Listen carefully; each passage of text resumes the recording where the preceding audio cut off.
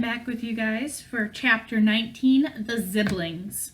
Connor's handwriting wiggled and zoomed through the air as the world of the Ziblings was created around him and his sister. The word highway stretched beneath their feet, and Alex and Connor were suddenly standing in the middle of a wide country road. Cars and large trucks honked and swerved around them, and they dashed to the side of the highway to avoid getting hit. Alex and Connor looked up and saw a large city limit sign above them. The sign read, Big City, USA, population 7,654,321. Once the handwritten words finished constructing the new dimension, the twins saw that the highway led to an enormous city a couple of miles in the distance. It had the tallest and leanest skyscrapers Alex had ever seen. The skyline looked more like a bundle of pencils and pens than a row of buildings. Big City, USA, Alex asked. You couldn't have come up with anything more original than that? It was supposed to be a placeholder until I came up with a better name, but Big City, USA grew on me, Connor said. Now let's go to the bank before it gets robbed without us. Alex laughed. Now that's something I've never heard before, she said. The twins walked down the road and entered the big city. The world of the Ziblings was like a highly exaggerated version of the other world. The buildings were more colorful, the streets were cleaner, and the cars were shinier. Even the people were more extravagant. The men were taller and had broader shoulders and wider jaws. The women had impeccable hair, makeup, and clothes. Even the children were cuter and better behaved. It was like the twins had entered a 1950s cartoon. Alex and Connor zigzagged through the city streets. They walked down Main Street, made a right on Center Road, and then a left on First Avenue. Alex wasn't sure which city Connor was emulating for the Ziblings setting because Big City USA had characteristics of every American city she could think of. There were subway stations like New York City, bridges like San Francisco, surrounding Great Lakes like in Chicago, and Big City USA was written on the hillside like the Hollywood sign. They eventually found Big City Bank in the middle of First Avenue. It was a large white building with thick pillars and a massive dome. It reminded Alex of the Capitol building in Washington, D.C. The twins walked up the front steps and went inside. The bank had marble floors, golden pillars, and wooden counters. There were high ceilings, tall windows, and lots of elaborate lighting structures.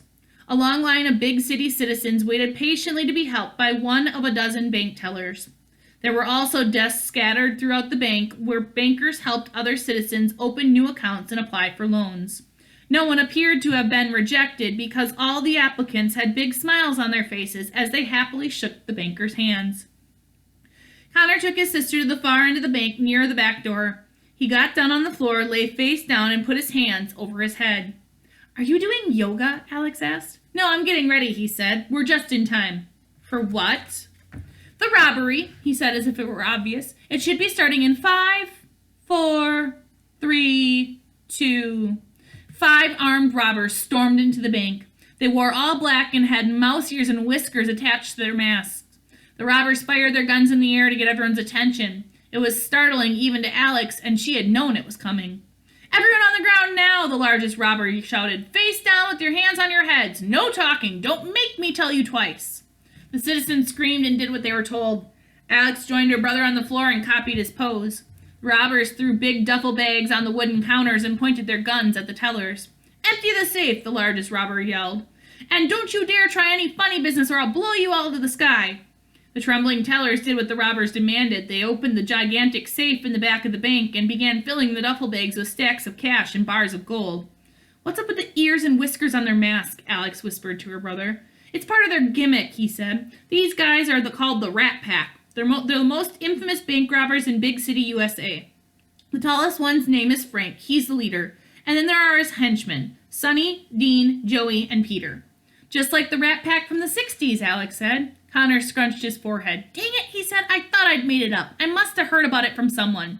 You two! I said no talking, Frank yelled, pointing the gun at the twins.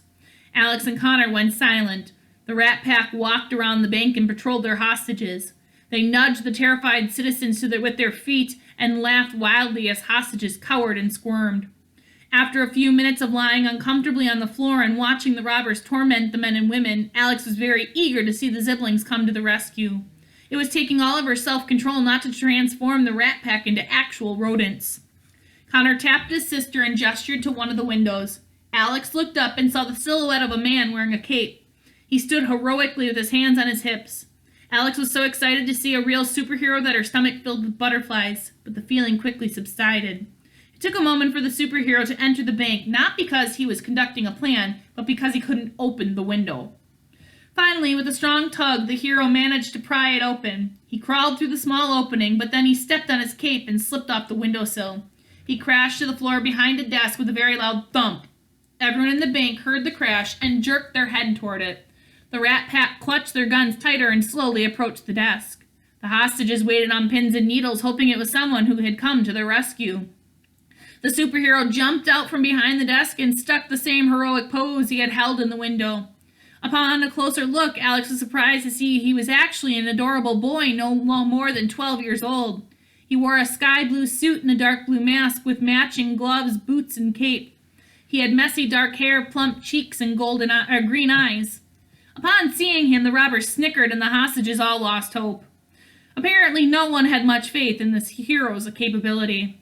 "Don't worry, boys, it's just Bolt," Frank laughed. "The Ziblings have sent the runt of the litter." Bolt shifted uncomfortably at the blatant disrespect. "Hello, Rat Pack," the boy said in a tone obviously deeper than his real voice. "I see you've escaped prison and gone right back to your old tricks. I guess you can take the rats out of the garbage, but you can't take the garbage out of the rats."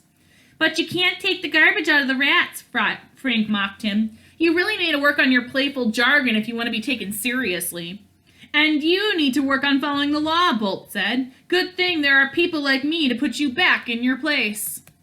Frank turned to his henchman. "Get him," he said, "but don't waste your bullets. He isn't worth it." The boy's face turned bright red. "Oh, yes, I am," he argued. "I'm worth all the bullets you've got." Bolt became angry and his superpowers were activated. His body was covered with static electricity. His messy hair rose above his head and tiny electric waves buzzed around his fingertips. Bolt somersaulted toward Frank, and with the lightest touch of his index finger, he zapped the robber on the leg. "Ouch," Frank said. "That almost hurt a little." The boy cartwheeled to Sammy and Dean and shocked them on the arms.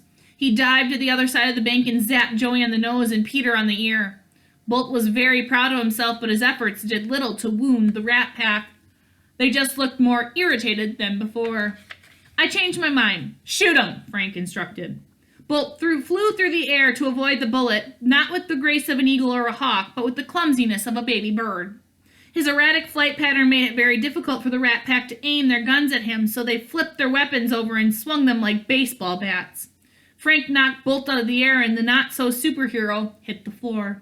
"Tie him up," Frank ordered and eyed the hostages. "And for the rest of you, show's over. Back to work." The Rat Pack tied Bolt to a chair, and the tellers continued emptying the vault.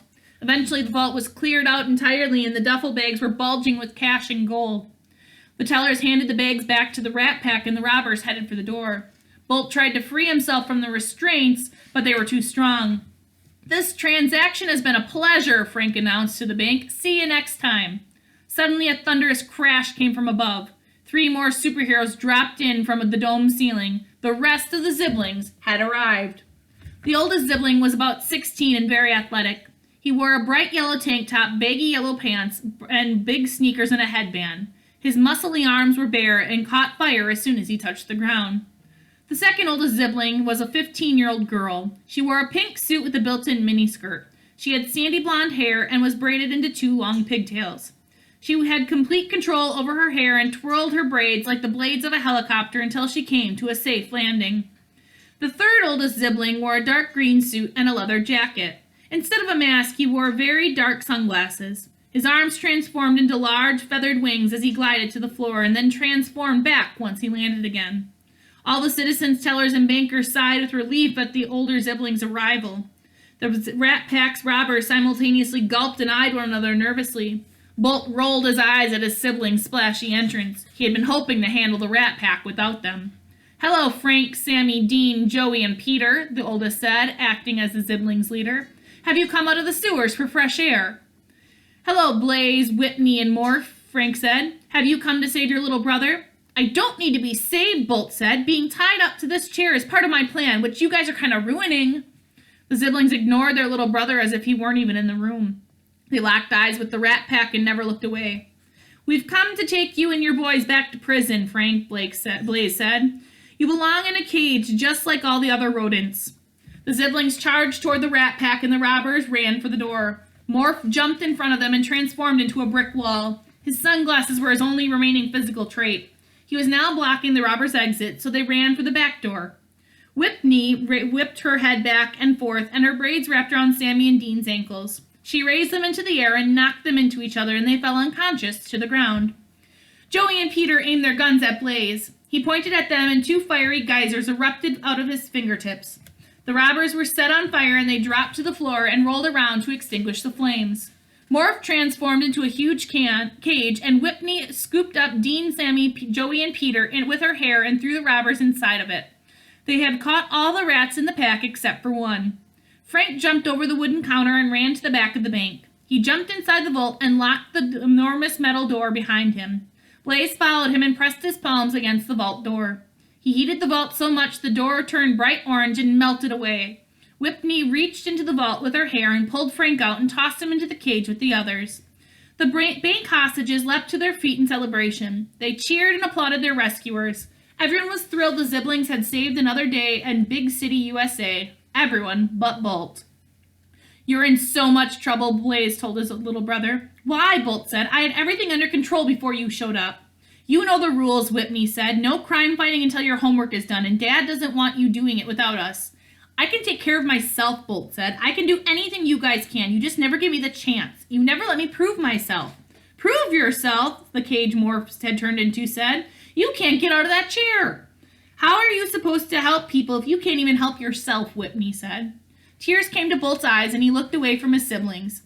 It was an expression layered with embarrassment, frustration, self-doubt, and heartache all in one. Alex knew that look. She could have sworn she'd seen it somewhere before. Suddenly, memories surfaced like a movie playing in her mind. Alex flashed back to when she and Connor were in elementary school. "Let's go around the room and say what we all want to be when we grow up," their second-grade teacher told the class. "A doctor," said a boy. "A senator," said a girl. "A teacher," Alex remembered saying. Her brother sat in his desk, excited to share his answer. "A fireman," he said. "I want to help people." Even then, Connor wasn't as good a student as Alex was. He had trouble learning to read, how to spell, and how to do math. He was always asking Alex to help him with his homework, and she became mad that he couldn't keep up with her. So when Connor gave his answer about his plans for the future, Alex was inclined to respond. "A fireman," she said. "How are you supposed to help people if you can't help yourself?" Everyone in the class laughed. Alex didn't mean any harm by it. She was so young it just slipped out of her mouth. Even though it had happened almost 10 years before, the expression on Connor's face had been engraved in her memory ever since. It was exactly how Bolt looked at his siblings now. Soon the front steps of the bank were filled with police and reporters. Morph transformed back into his human form, and he, Whitney, and Blaze pushed the Rat Pack robbers outside and into the hands of the police. The Ziblings spoke with the reporters about what had happened. They took all the credit and soaked up the attention, leaving Bolt tied to the chair inside. "Now is a good time to sneak into the Zibling mobile," Connor whispered to Alex. The twins exited Big City Bank through the back door, and Alex followed Connor to the alley behind it. The Zibling mobile was a bright red convertible with rocket engines and a bright yellow Z painted on the side. The car was parked out of sight between 2 dumpsters, but Connor knew exactly where to find it. He felt around the back tire and pulled out a spare key out of the hidden compartment. He opened the trunk and crawled inside. "Come on," Connor said, and offered his sister a hand. Alex hesitated before joining him. Something heavy was weighing on her heart. "Quick question," she said. "Is this story based on anything that happened in real life? Anything that might have happened between us?" Connor thought about it, but shook his head. "Nope, this is one completely made up," he said. "I just loved superheroes when I was a kid. The Ziblings was one of the first stories I ever wrote." Alex didn't press the issue farther. She just nodded and climbed into the trunk with him. Connor may have forgotten what happened in 2nd grade, but Alex couldn't shake it. It just wasn't the mean exchange in elementary school that bothered her, though. She was worried the Ziblings was much closer to home than Connor realized, and that she might be the story's villain. That's the end of the chapter. The next chapter is called Professor Wallet's Secret Laboratory. I'll see you guys then.